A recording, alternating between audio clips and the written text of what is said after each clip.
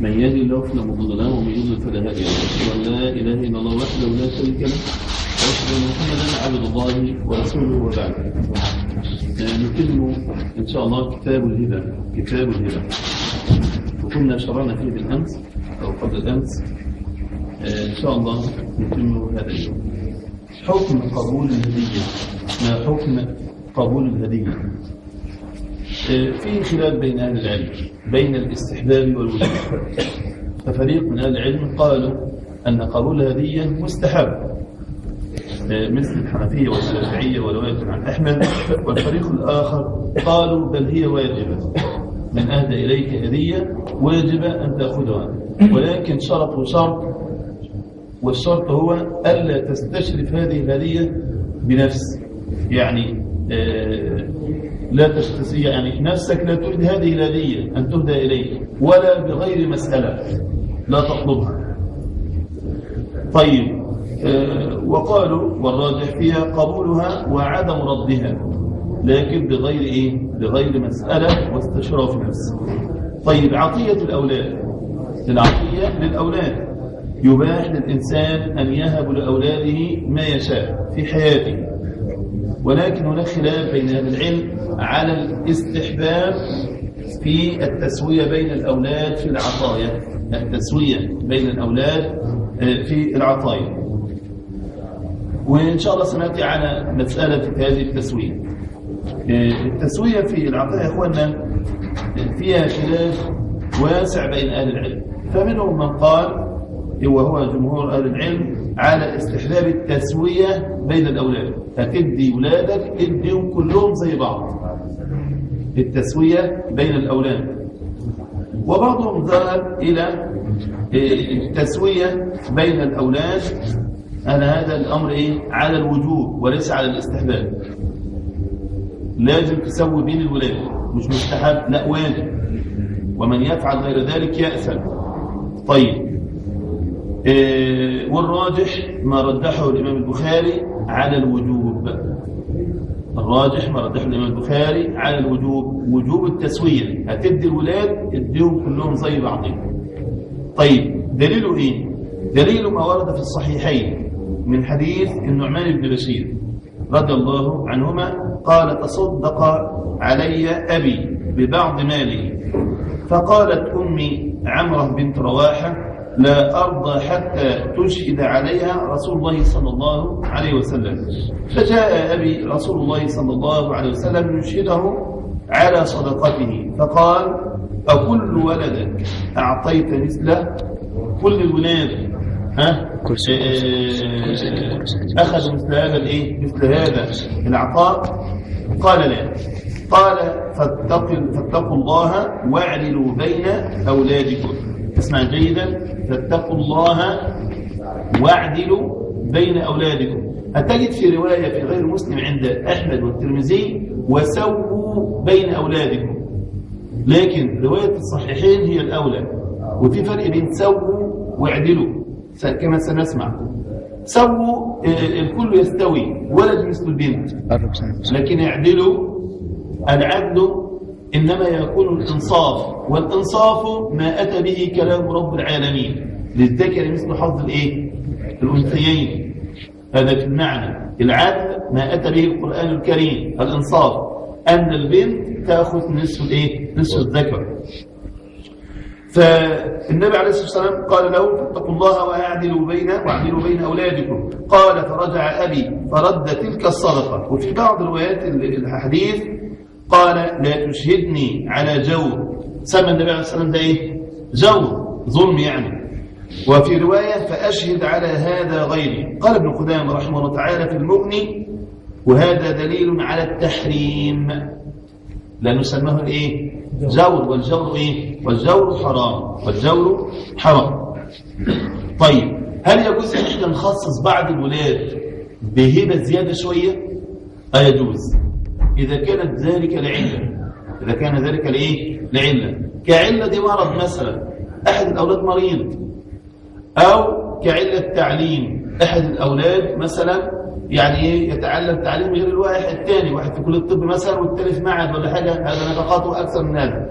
طيب، أو إنه مثلا أحد أولادك مثلا كثير العيال والتاني معاه مثلا ولد أو اثنين وهذا كثير العيال، يجب أن تخصه إيه بعطية زائدة مثلا، أو إنك مثلا تعطيه زيادة لأنه ولد طائع، ولد بيطيعك وولد يعني متدين، خلاص يجوز أن تخصه. طب يجوز أن أنت تمنع عن ولد عطاء كثير، يعني تعطيه عطاء قليلا أو لا تعطيه لأنه إيه يعصي الله جل وعلا، فإن أعطيت هذا الولد استعان به على الإيه على المعصية، هذا كله إيه يجوز في هذا الباب كما نقل ابن قدامة المغني رحمه الله تعالى. واستشهد لحديث عائشة أن أبا بكر الصديق خص عائشة بهبة زائدة عن أخواتها لطاعتها ومكانتها من النبي صلى الله عليه وسلم.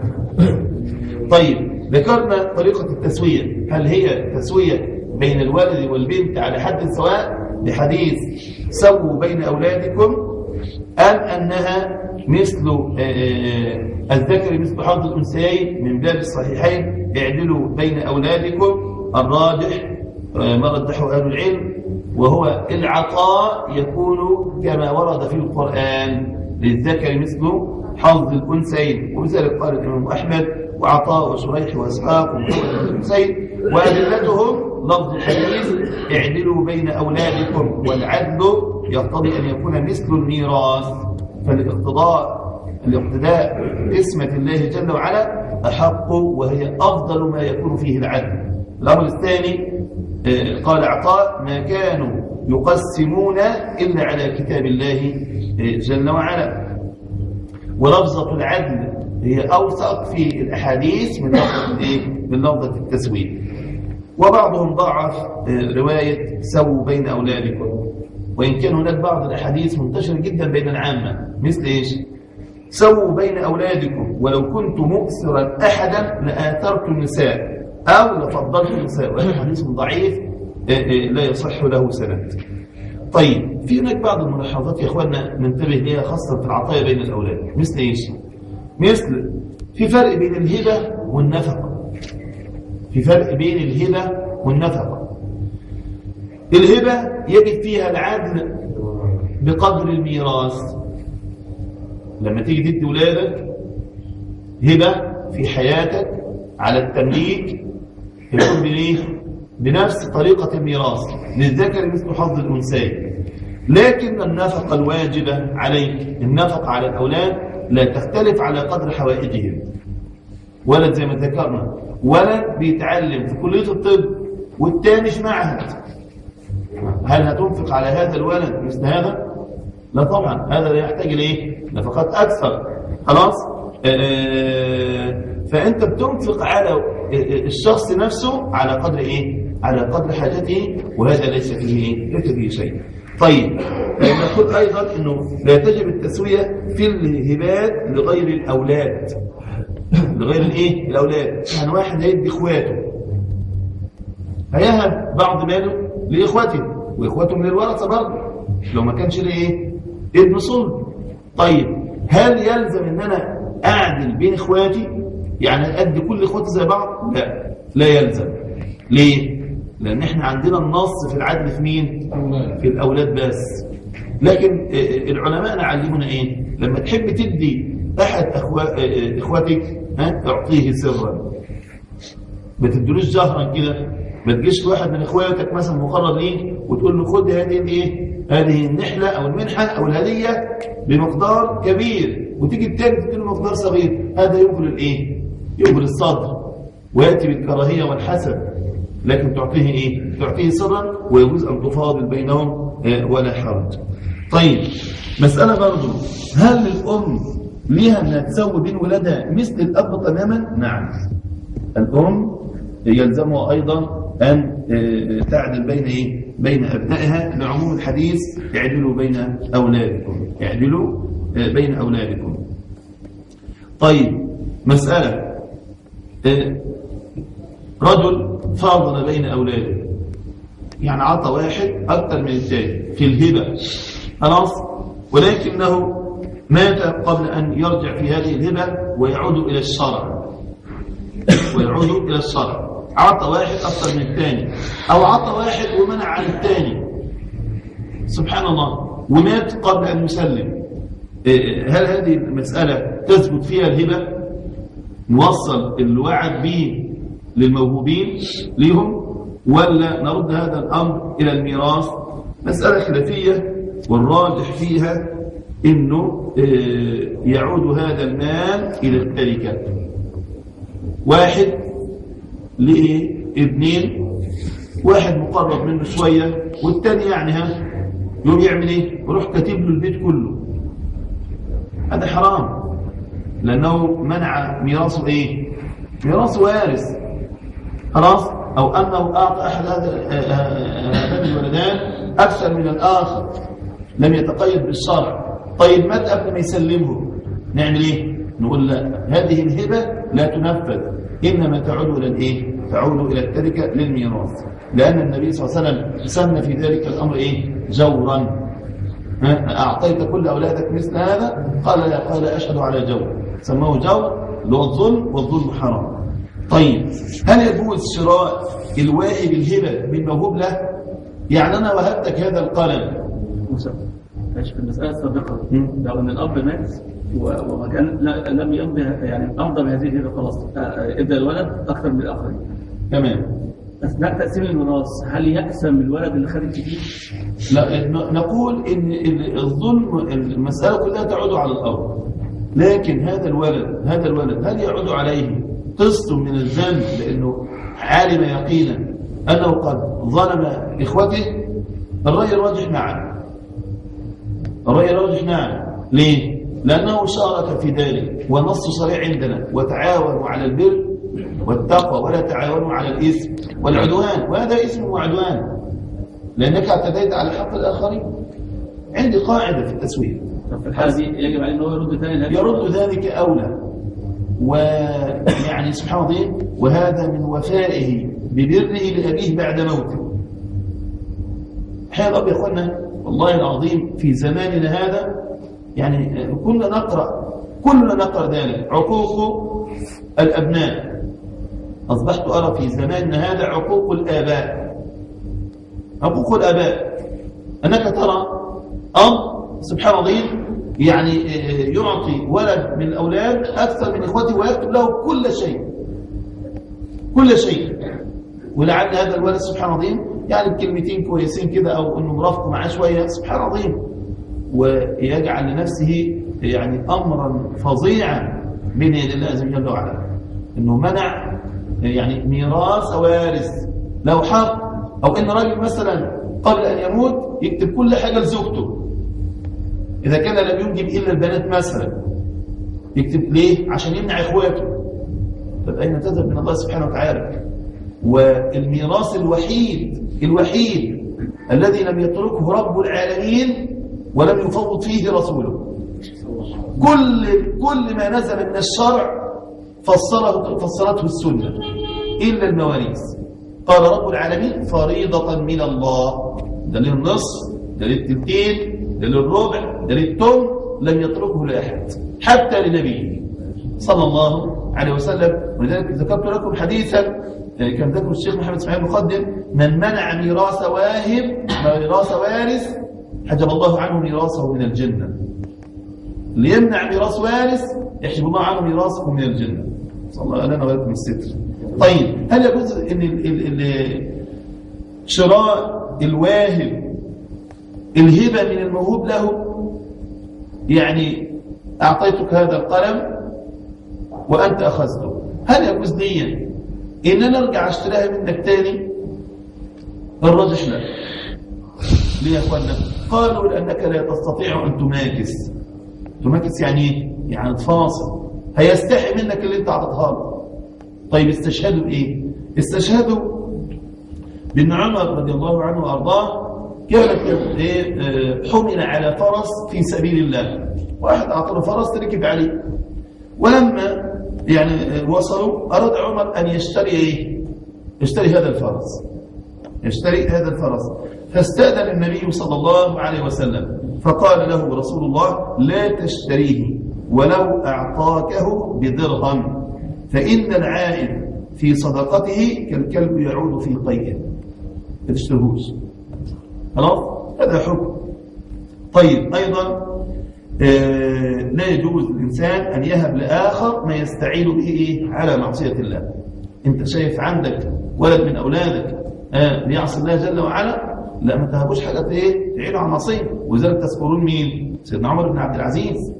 سيدنا عمر بن عبد العزيز وتعلمون أنه كان سبحان الله في زمانه الخير له ليس له عد ولا حصر. حاجة كده سبحان الله، أسأل الله أن يعيد أيامه علينا. كان عمر بن عبد العزيز يعني في زمانه يحسن مال حسوا يعطى بغير عدد. كان بعضهم يأتي بعد أن زوج الشباب وبعد أن قضى ديون الناس، كان بعضهم يأتي بصدقته ويطيبها ويضعها على منديل في طريق المسلمين في صلاة الفجر عشان حد يرضى يأخذها. وبعضهم كان يأخذها ثم يذهب ثم ينظر إليها في يده ويقول والله ليس لي بك حاجة، ثم يعود فيريد أن يضعها مرة أخرى في مكانها، فيأتي صاحبها ويقول والله قد أخذنا على أنفسنا أن من أخذ منا شيئا لا يرد، خذش من عقدها. سبحان الله. عمر بن عبد العزيز الذي كان يوصي عماله ويقول اذهبوا بهذه الحب حبوب فانثروها أعالي الجبال حتى تأكل الطير والوحوش وتشبع، حتى لا يقال جاعت الطيور والوحوش في زمن عمر. ايه ده؟ عمر لما يجي يموت يقوم يقولوا له يا خليفة المسلمين أوصي في أولادك، وصل أولادك بحاجة، ده بيت مال المسلمين مليان، الخزائن خلاص اكتظت بالأموال، أوصي لهم. قال اعلموا أن أولادي أحد رجلين، إما رجل تقي والله جل وعلا يتكفل للأتقياء بالرزق، ومن يتق الله يجعل له مخرجا ويرزقه من حيث لا يحتسب، وإما أنه رجل فاسق عاصي وأنا لا أعين عاصيا على معصية الله. حاجة من اثنين، رجل تقوى ربنا خلاص تكفل به إن شاء الله هيوسع عليه في الرزق، وإما عاصي وأنا لا أعين عاصيا على معصية الله. طيب يقول أيضا هل يجوز أو من الأفضل إن أنت تؤثر وتهب والدك أم أبنائك؟ أيهما تقدم في الهبة، الأب ولا الأبناء؟ مرة شوف ابن عثيمين في الصلح الممتع الأب أولا. الأب إيه؟ أولا. هنبدأ بالأب. طيب وعلى هذا نقول أيضا من ضمن المسائل الفقهية لا يجوز للولد أن يطالب والده بدين ولا أن يقاضيه أمام القاضي، خلاص، ولا أن يطالب أمه كذلك، ولا أن يطالبه بإرش جناية، يعني ارتكب حاجة معينة فترتب عليها مسألة أموال أو غيره، لا يطالبه بشيء. لا تطالب والدك إيه بشيء من هذه الأمور. طيب ولكن يجوز لك أن أنت تطالبه إيه بالنفقة الواجبة. النفقة الإيه الواجبة. الوالد أوجب الله عليه أن يطالبه بالطعام والشراب والكسوة وإلى غير ذلك، خلاص من هذه الأمور. لك أن تطالب والدك أن أنت تعمل إيه؟ أنت ربنا يعني قدرك تكون والد وأن تنفق علينا في طعامنا وشرابنا وكسائنا وما نحتاج إليه من أمور الحياتية الإيه المعروفة. هذا إيه يجوز. طيب من هذه المسائل الصدقة أفضل أم الهبة؟ إن أنت تدي واحد صدقة أفضل ولا أنت تدي له هدية؟ على وجه العموم الصدقة أفضل، الصدقة أفضل، خلاص. لكن أحيانا تكون الهدية والهبة أفضل من الصدقة إذا كانت الهبة لرسول الله صلى الله عليه وسلم. يعني أنتم تعلمون أن النبي صلى الله عليه وسلم حرمت عليه الإيه؟ الصدقة. فإذا كانت الهبة والهدية لمثل رسول الله صلى الله عليه وسلم تكون إيه؟ تكون أفضل. طب لو كانت إلى ذي رحم تصل بها رحمك على إيه؟ أفضل. وإن جمعت في النية أنها صدقة وأنها هدية خلاص إن شاء الله يكون الأمر أوسع. طيب هناك آداب وأحكام للهبة، آداب وأحكام هبة ناتي عليها الشريعة. من هذه الآداب والأحكام في الهبة والهدايا أنت تعلم ذلك. كثير منا من يقع على هذه الأمور يعني في حياته دائما، ولكن يجب أن نتعلم كيف يكون هذه الآداب. واحد، النية الصالحة. أنت لما تدي واحد هدية نيتك إيه؟ لابد لك من إيه؟ من نية. إنما الأعمال بالإيه؟ بنيات، وإنما لكل امرئ ما نوى. عايز حياتنا كلها تبقى عبادة، ما تقتصرش بس على الصلاة والصيام والزكاة، كل حياتك عبادة. يبقى إذا لابد أن أنت تدخل النية في كل شيء تعمله. طيب، ولذلك الحديث تحابوا إن كان فيه الحديث في مقال والقال الهدية يذهب وحر الصدر، وحر الصدر وهو ضيقه وحفظه وغيظه. وأيضا من هذه الأمور اللي هي الآداب، يستحب التهادي ولو بالشيء اليسير، ما تستقلش حاجة. هذا أخوك ولو بأي شيء، ولو بسواك، أي شيء بسيط لا تتحرج أن تهديه. فقد ورد عن أبي هريرة رضي الله عنه عن النبي صلى الله عليه وسلم قال: يا نساء المسلمات لا تحقرن جارة لجارتها ولو فرسا شاه. عارفين الظلف الحافر بتاع المعزة ما فيهوش لحم ولا حاجة خالص، ومع ذلك النبي صلى الله عليه وسلم يقول ذلك يعني مبالغة في إهداء الشيء ولو يسير، ولو يسير خلاص، لكن إن شاء الله يجلب معه المحبة. أيضا ولا يحتقر الإنسان ما أهدي إليه ولو كان شيئا يسيرا. أنت تهدي الحاجة ولو كانت قليلة، ولما تجيلك الحاجة القليلة ديت ما تستقلهاش. كفاية إن هو إن هو فاكرك، ودليل ذلك إنه أعتقد القلم البسيط اللي هو بنص جنيه ده معناه جميل، معناه طيب. القيمة مش في قيمة القلم نفسه، القيمة إنه إن أنت ليك مكانة عنده، وإن هو فكر إنه إزاي يتقرب منك ويهديك. هذا هو المعنى في الإسلام. ولذلك اسمع لقول النبي صلى الله عليه وسلم والحديث عند الإمام البخاري يقول: لو دعيت إلى ذراع أو قراع لأجبت، ولو أهدي إلي ذراع أو قراع لقبلت. الذراع المعروف ذراع الكتف، أما القراع ما دون الركبة، الحته دي الماسوره اللي تحت دي. طب هي دي فيها حاجه؟ لا فيها خالص. ومع ذلك النبي صلى الله عليه وسلم لو دعيت الى قراع او ذراع اجبت، ولو اهديت الي لقبلت. شوف التسامح في دين رب العالمين. طيب، ايضا من هذه الامور، ولذلك النبي عليه الصلاه والسلام بين معنى في الحديث عائشه: يا نساء المؤمنين تهادينا ولو فرسا شاه فإنه ينبت المودة ويذهب الضغائن. شفت الحكمة؟ ينبت المودة ويذهب الضغائن. من هذه الآداب يجوز أن يستوهب من أصحابه، بس انتبه. يعني ايه يجوز يستوهب من أصحابه؟ يقول له ما تديني الحاجة دي، بس ما تجيش انت على على حاجة عنده كده، يعني ما يتنسلش عنه. انت تقول طب انا هاخد منك دي هدية، هو ما عندوش غير العربية دي، ما تديني العربية دي. طيب يعني ولكن بشرط يا اخوانا ان انت تستوعب منه هذه الهديه وتعلم انه سيعطيها لك بطيب نفس، وقد ورد في السنه ذلك. اسمع الى حديث سهل بن سعد وهو عند الامام البخاري قال ان النبي صلى الله عليه وسلم ارسل الى امراه من المهاجرين وكان لها غلام نجار، فقال: مري عبدك فليعمل لنا أعواد المنبر. يبقى طلب منها هذا أمره، وهو يعلم أنها ستنفذ وهي راغبة بنفس مطمئنة. بل اسمع لحديث أبي سعيد الخدري، حديث مشهور عند الإمام البخاري. لما كان في وفد كانوا يسيرون في سفر ولدغ سيد القوم، نزلوا على حي من أحياء العرب، وكانوا سبحان الله قوم مخلاء، واستقروهم فلم يقروهم، ما كانوش يضيفوهم. وسبحان الله سيد القوم لدغ، فأخذوا يبحثون عن دواء لم يجدوا له. فقال أصحاب ورفقاء هذا الرجل: يعني لو أننا وجدنا فيهم راقي أو مداوي، فذهبوا إلى أصحاب النبي صلى الله عليه وسلم، وكان فيهم في بعض الروايات غير البخاري صرحوا باسم الذي رقى وهو سيدنا أبي سعيد الخدري. فقالوا نعم نرقيكم، ولكن على شرط أن تجعلوا لنا جعلا. تدون إيه؟ عطية، هبة، مقابل. قالوا نعم.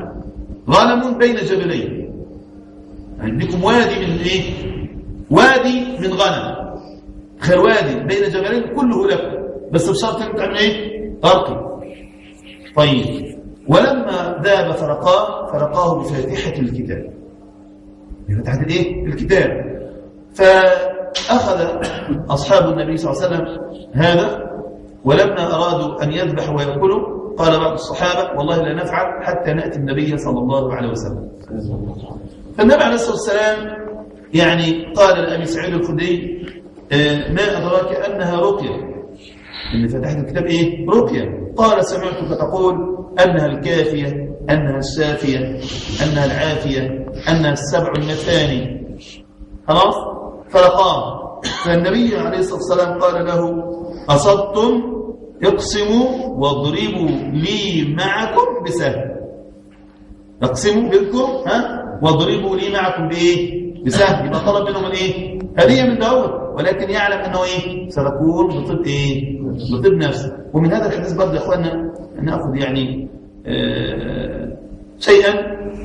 بعض إخواننا اللي بيعالج بالقرآن الكريم انتشر في زماننا سبحان الله هذا الأمر كثيرا، وبقى أصبح في واحد متخصص يرقي الناس، وده ملبوس وده ممسوس وده مسحور، ويروح متخصص في الأمر ده ويعمل له كروت ويعمل له مواقع ويبدأ يحدد لنفسه سعر الجلسة للشيء الفلاني ويأكل أموال الناس بالضبط.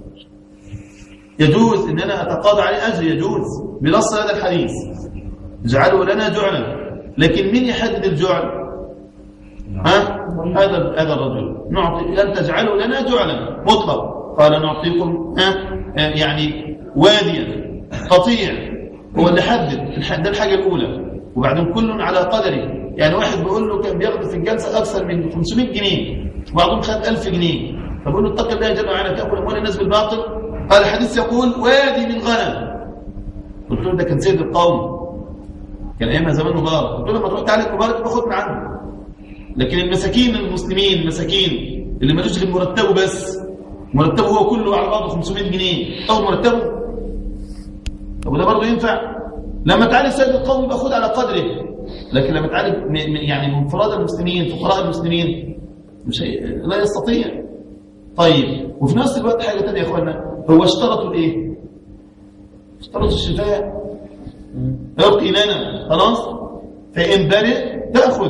طب إن كان لما لقاه أبا سعيد الخدري لو أنه لم يشفي، لأنه نشط وكانه نشط من عقار. طيب لو ما كانش يعني قدر له الشفاء كان هياخد؟ ما كانش هياخد. مسألة فيها إيه؟ مسألة فيها ضوابط، لكن يجوز أن يأخذ، يجوز، ولكن لا يستغل الإيه؟ لا يستغل المسلمين. طيب يجوز أن يرد الهدية، يجوز له أن يرد الإيه؟ الهدية إذا كان لسبب شرعي، ولا بأس أن يطلب منه شيئا آخر لتطيب به نفسه. طيب، وللمهدى إليه إخواننا برضو أن يقبل هدية. فالنبي صلى الله عليه وسلم كان يقبل هدية من أصحابه، فقد قبل هدية أبي قتادة من الصيد الذي صاده وخميصة أبي جهم. وكان الصحابة يتحرون بهداياهم يوم عائشة تطيبا لنفسه صلى الله عليه وسلم. طيب، احيانا ممكن واحد يديك هديه يجوز لك انك تردها، يجوز، لكن على ان تبين له العله، على ان تبين له العله حتى تطيب نفسه. طيب الكلام ده ليه دليل؟ ليه دليل. ودليل ذلك ان الصعب بن جثامه انه اهدى لرسول الله صلى الله عليه وسلم حمارا وحشيا. وانت عارفين الحمار الوحشي يجوز يجوز اكله حلال. فرده عليه، رد على الهديه. فلما رأى ما في وجهه قال أما إنا لم نرده عليك إلا أن حرم. إلا أن حرم، كانوا قد أحرموا وهذا صاد، فلا يجوز أن تأكل من الذي اصطاده العلة بالكذب. طيب لكن توضح للايه؟ توضح للعله، او انك مثلا توضح للعله لسبب معين. يعني مثلا لما اتى النبي صلى الله عليه وسلم بخميصه، اتي النبي صلى الله عليه وسلم بخميصه وفيها ايه؟ تصاوير، فشغلته خلاص، فقال ردوها عليه واتوني باملجيتي، اللي هي الايه؟ هذه الشيء الذي ليس فيه ايه؟ فيه تصوير. الشاهد انه يبين الايه؟ العلم، السبب اللي انا هرجع عليه الايه؟ الهديه. طيب يجوز ان انا اكل مما تصدق به على الفقير وانا غني؟ يجوز. يعني واحد مثلا فقير وانت اعطيت للفقير ده صدقه، خلاص يجوز ان انا اخذ من صدقه الفقير نعم على وجه الهديه. فقد صح عن النبي صلى الله عليه وسلم فيما رواه الامام البخاري ومسلم من روايه انس بن مالك ان النبي صلى الله عليه وسلم اكل من لحم تصدق به على بريره. بريره مولاه النبي صلى الله عليه وسلم خادمته، وقال هو لها صدقه ولنا هديه، ولنا هديه. طيب ويستحب ان انت تقصد بالهديه وقت المسرات، اختار الوقت المناسب اللي تقدم فيه الايه؟ الهديه. ما تلاقيش مثلا واحد عنده جنازه وتروح تجيب له ايه؟ تجيب له هديه مش مناسبه خالص. لكن مثلا عنده رزق بمولود، بيزوج احد اولاده، اختار الوقت الايه؟ الوقت المناسب للمسرات. طيب وهناك بعض الامور لا يرد فيها مثل ايه؟ مثل الطيب، مثل ايه؟ الطيب. فعن ثمامه ابن عبد الله قال كان انس رضي الله عنه لا يرد الطيب، ويقول انس كان صلى الله عليه وسلم لا يرد الطيب. والحكمه من عدم رد الطيب يا اخوانا ما قاله صلى الله عليه وسلم من عرض عليه طيب فلا يرده فانه خفيف المحمل وطيب الرائحه. خفيف المحمل وطيب الايه؟ الرائحه. وفي سنن الترمذي من حديث ابن عمر مرفوعا قال ثلاثه لا ترد: الوسائد والدهن واللبن. والدهن والايه؟ واللبن. تعلمون قصه الدهن المشهوره بتاع الشيخ محمد حسان لما اتاه رجل سبحان الله اختصموا اثنين بعض الاخوه عنده على موضوع الايه؟ الدهن، وكان سبب الامر الحديث ثابت، فبعض الاخوه حب يطبق الحديث فراح جاب لهم ليه خروف وراح يعني سواها وراح جايب اصحابه وقال له كل يا عم ده دهن صافي، قال له كل كان صلى الله عليه وسلم لا يرد الدهن ويقول طب خلاص صلى الله عليه وسلم وياكل خلاص يقول لا كان لا يرد الدهن. وبعدين يعني جاوا في درس الشيخ محمد حسان الكلام يذكره الشيخ محمد حسان، فالدرس الشيخ محمد حسان قال يعني بيسالوه ان حديث النبي صلى الله عليه وسلم قال لا يرد الدهن، قال حديث صحيح. فالراجل قال له مش انا قلت لكم؟ قال له بس احنا كنا هنموت يا مولانا. فبقول له ازاي؟ قال له ده وحكى له القصه. قال له يا ابن المقصود بالدهن ده اللي هو الايه؟ ما يدهن به العطر الطيب. قال له يا ابن الكائن كنت هتموتنا. خلاص فده شوف تخيل بقى الفهم الموضوع. طيب ويستحب الاثابه والمكافاه على الهبه. فعن عائشه رضي الله عنها قال كان رسول الله صلى الله عليه وسلم يقبل الهديه ويثيب عليها. طب واحد اعطاك هديه تعمل ايه؟ حاول انت تعمل ايه؟ ترد له الايه؟ يعني بالهديه كده ايه؟ بشيء يتناسب. بشيء ايه؟ بشيء يتناسب. طب اذا لم تجد ما تكافئه به تعمل ايه؟ النبي صلى الله عليه وسلم قال من صنع اليكم معروفا فكافئوه فان لم تجدوا ما تكافئوه فادعوا له حتى تعلموا ان قد كافأتموه. وفي روايه من صنع اليه معروف فقال لفاعله جزاك الله خيرا فقد ابلغ في الثناء.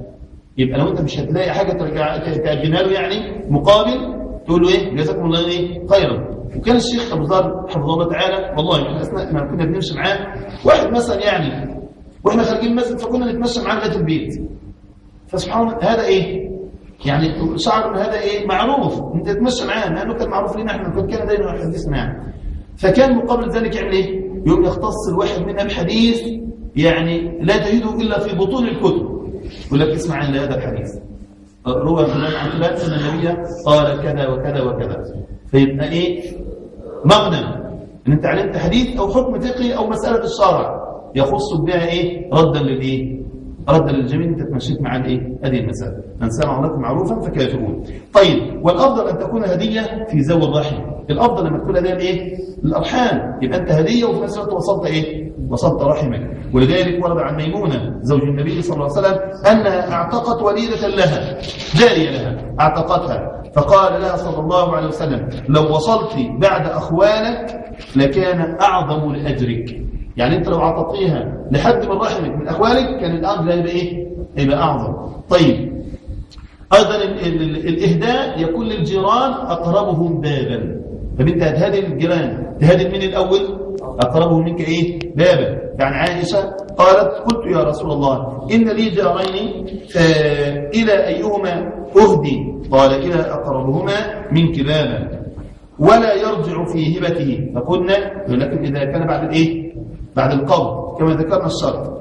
قال صلى الله عليه وسلم من حديث عبد الله بن عباس عند البخاري ومسلم العائد في هبته كالكلب يقيء ثم يعود في طيئه. فمسألة هل يجوز الهدايا للمشركين ان انت تهديهم او تاخذ منهم هدية؟ يجوز ان انت تهدي نصراني او يهودي، او لو النصراني واليهودي يعطيك هدية يجوز. نعم يجوز أن تهدي وأن يهدى إليك بس بشرط ألا تحيي شيئا من شركهم وألا يكون في أعيادهم الكفرية الشركية. لا يجوز. ما تجيش مثلا في عيد الكريسماس ويدي لك إيه هدية أو أنت تهديه هدية فين في العيد بتاعهم ده. هذا يعني يعلون فيهم كفرهم وشركهم. لذلك الشيخ الإسلام ابن تيمية يقول رحمه الله تعالى من أهدى ذمي ولو عود من خشب خلاص عود من خشب من حطب في نيروزهم اللي هو عيد القيامة بتاعهم فإنما هو إقرار على كفرهم وعبادتهم للصليب خلاص. لكن في غير ذلك ربنا رزقه مثلا بمولود أو تزوج لأن كل الشرائع الإسلامية تدعو إلى العفة ومنها الإيه ومن الزواج يجوز أن انت هديه ويجوز أن تقبل منه إيه هدية. فقد قبل النبي صلى الله عليه وسلم هدية كسرى وهدية قيصر وهدية المقوقس ملك مصر وهدية إيليام ملك إيليام وأهدى النبي صلى الله عليه وسلم أيضا لهم وإلى غير ذلك. طيب هناك بعض المسائل نختم بها. الهدايا في المؤسسات. الهدايا في المؤسسات بعض المؤسسات تعطي هدايا المؤسسات العامة أو الخاصة خلاص يعطي هدية مثلا كصورة مكافأة إن كان من أهل هذا الأمر يجوز. يعني مثلا مدير في الشركة خلاص ووجد واحد عنده موظف نشط فيعطي له إيه هدية تقبل منه ولا حرج ولكن بشرط ألا تكون هذه الهدية مقابل أن أنت تتنازل عن عمل أو تأتي بعمل غير مشروع في هذا الأمر. طيب هناك بعض مثلا مثل مؤسسات زي شركة الدخان مثلا تقوم تعمل ايه تطلع هدايا او بعض البنوك الربويه تطلع هدايا. هذا لا يجوز قبول منها ايه الهديه لانها اصلها ايه اصلها محرم. طيب بعض التجار بيعطي هدايا لترويج السلع يدي هديه عشان سلعته ايه ينشرها يقول لك خد الحاجه دي وعليها دي هديه. يجوز يجوز لانه هو الذي يملك هذا الامر ويعطي عليه أو كثير أو قليل فيجوز أخذ منه من الهبة المباحة. طيب مثلا واحد يقول لك مثلا لو اشتريت الكمية الفلانية دي تاخد الهدية دي عليه يجوز أو لا يجوز يجوز ولا حرج أيضا لأنه هو الذي يملك هذا الأمر. طيب بعض الأمور يا أخواننا بعض التجار مثلا يعني لو اشتريت الحاجة دي يقول لك خد الايه خد الكوبون ده وكمله. انتبه تروح محل من المحلات تشتري بمقدار معين ولما تشتري بالمقدار معين ده يديك ايه يديك كارت كده والكارت ده فيه ملصقات فيه ارقام من 1 ل 10 مثلا والارقام ديت موجوده في سلع معينه تقوم تشتري السلعه دي لو طلع الرقم تكمله لو الكوبون ده كمل بتاخد ايه خصم مثلا او الكلام ده. هذا الكلام يجوز. هذا الكلام ضرب من ضروب الميسر القمار. ليه؟ لتعريض المال إلى الهلكة، والميسر أو القمار إن أنت تتعرض مالك للإيه؟ للهلكة. ولذلك الجماعة اللي بيعملوا مسابقات في التلفزيون ويقول لك سؤال خلاص، والسؤال ده بيسأل وابعت، وقنوات إسلامية، هذا الكلام حرام، قمار، ويخلوا الجائزة بتاعته حج وعمر، حرام قولا واحدا. ليه؟ أنت تعرض ملك للإيه؟ الهلكة. أنت ما انتش عارف الكلام ده هيكسب ولا مش هيكسب، بتعرض المال للإيه؟ للملك. وكذلك هذا هو أصل القمار، تعريض المال للهلكة، لأنه فيه تخرير. طيب، وهذا ما عليه ابن عثيمين وابن باز والألباني وغيرهم من علماء هذه الأمة. طيب، قديما وحديثا. طب هدايا العمال، هدايا الايه؟ العمال لا يجوز للمرء الذي خول إليه عمل، أسند إليه عمل، أن يهدي أو يقبل هدية في عمله، اللي احنا بنسميها الايه؟ الرشوة. لعن الله الراشي والمرتشي والرائش، اللي وصل بالاثنين. انت واحد مسؤول، تقوم تعمل ايه؟ تعطي عشان خاطر ايه؟ تمشي الورق بتاعك وتأخذ شيئا لا يحل لك، هذا حرام، هذا حرام ولا يحل. ولذلك صح عند الإمام البخاري ومسلم أن النبي صلى الله عليه وسلم استعمل رجلا من الأزد يقال له ابن اللتبية على الصدقة، فلما قدم قال هذا لكم وهذا أهدي إلي، ده اللي كنت وده كان جاي لنا هدية. فقال النبي صلى الله عليه وسلم فهلا جلس في بيت أبيه أو بيت أمه، كان يقعد عند أبوه وأمه وشوف هتجيله إزاي، بيت أبيه أو بيت أمه، فينظر أيهدى له أو لا، والذي نفسي بيده لا يأخذ أحد منكم شيئا إلا جاء به يوم القيامة يحمله على رقبته، يحمله على رقبته. ولكن مسألة قبل أن نختم، واحد عنده محل، وانتوا عارفين الموظفين بعد ما يخلص الساعة 2 ومرتبه مش مكفيه، يوم يعمل ايه؟ وخاصة لو كان شغال في الضرايب ولا حاجة، يوم يلف على المحلات، يوم يقول له ايه؟ طلع الورقة محضر، تمسكه ولا بسلام. الكلام ده يجوز ولا لا يجوز؟ يجوز ان تعطيه ولا لا يجوز؟ يجوز. يجوز ان انت تعطيه ولا حرج. ليه؟ لرفع الضرر. لرفع الايه؟ لرفع الضرر. ولذلك يقول اهل العلم كذلك في حقه رشوة وفي حقنا صدقة. في حقه رشوة وفي حقنا ايه؟ صدقة. انت رحت تطلع مثلا ورق رسم ولا حاجة، والموظف كل شوية يقول لك ايه؟ فوت على بكره يا سيد، هو فتح الدرج يعني مشي حالك. اذا زي الله يرحمه الشيخ كشك يقول ايه؟ اذا اردت ان تنجزها فعليك بالايه؟ فعليك بالوينجز، يعني مشي حالك.